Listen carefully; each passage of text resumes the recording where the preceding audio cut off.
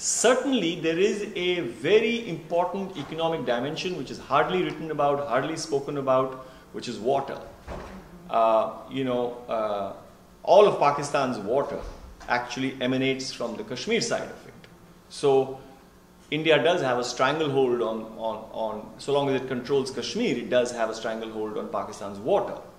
The hydroelectric power that is generated in Kashmir is right now goes into the central grid.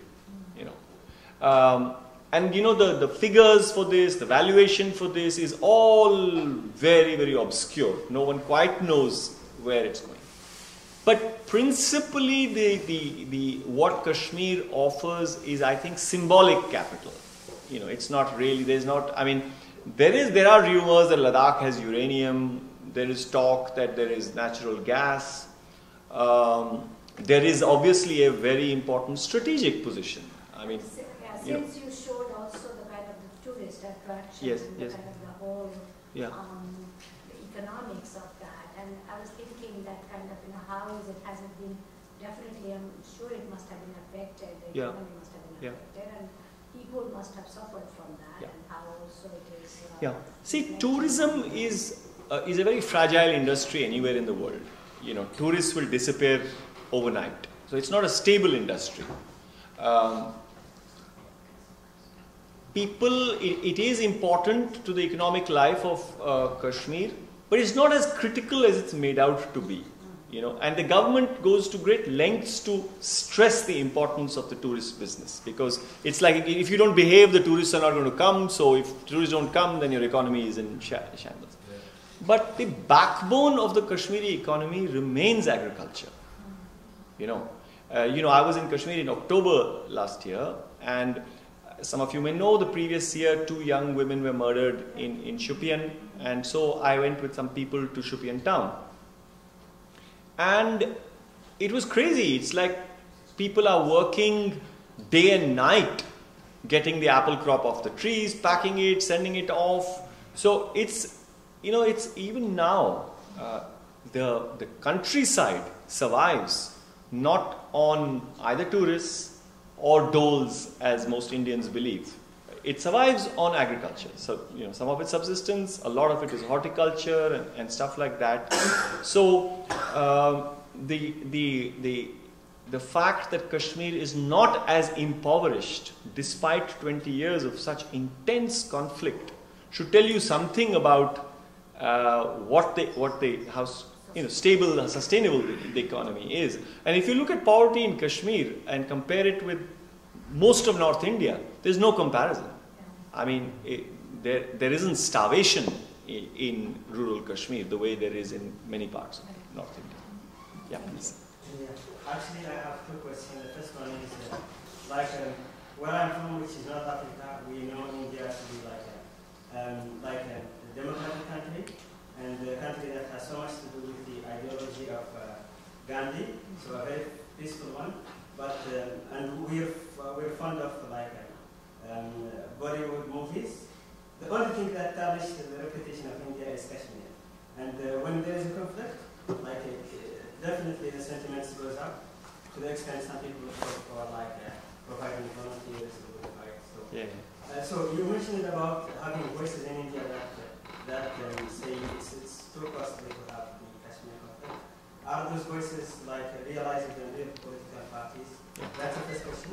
Second one, are there any kind of attempts from India or Pakistan for that matter to change the demographics through settlers or something?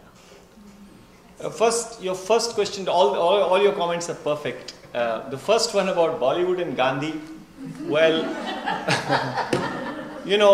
Bollywood has the same relationship to India as Hollywood has to America, which is not at all. So let's get that out of the way.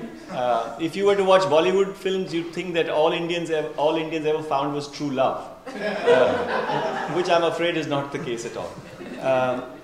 About Gandhi, I think that 60 years down the line, the legacy of Gandhi, however glorious, is wearing thin.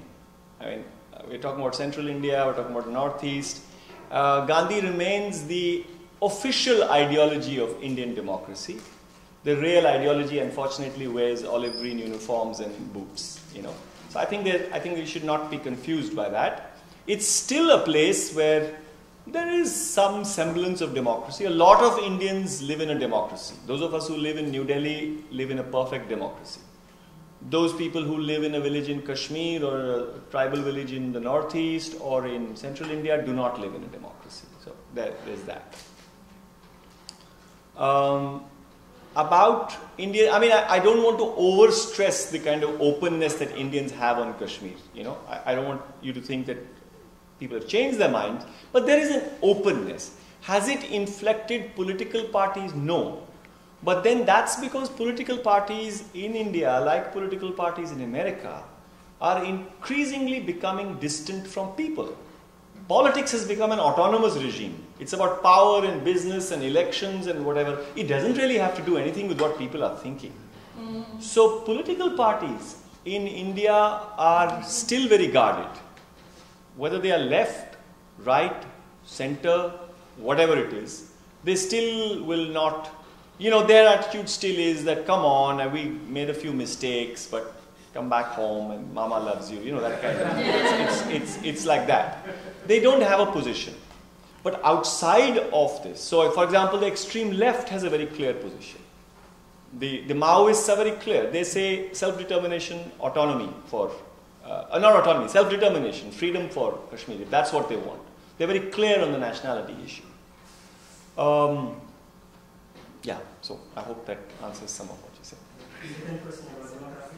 Oh, about demographics. Very interesting, actually. No. That's the one thing that the government of India has not done, although the right-wing Hindu chauvinist parties have always made that demand, that solve this problem. Because you see, actually there is a legal constitutional barrier.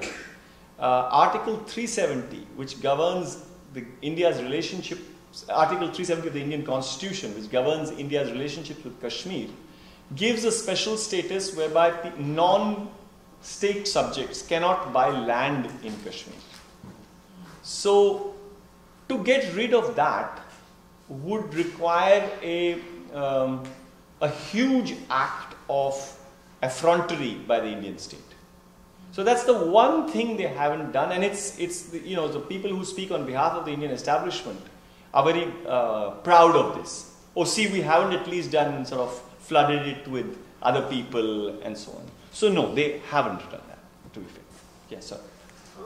So, I know about countries from like the European thing, there's like the top of the mountain range. On this side they're like this, on that side they're like that. But I'm like, is Kashmir, is that like one valley, or is that like, can you just kind of like describe it in terms of... Two things. One is that the Kashmir Valley is a very tiny place, and that's the core of it. But it's a valley that most Indians think sits like a cap on top of India, that's where India ends, and then there are mountains. But actually, it's a cap, but that faces the other way. It faces north and east. So Kashmir's rivers flow towards Pakistan. Its natural trade routes are towards Pakistan, Central Asia, And that's how, like, say, my father's generation or my grandfather's generation, the nearest towns were towns which are now in Pakistan. If you went to college, you went to Lahore, not to Delhi, because Delhi there was a huge mountain you had to cross.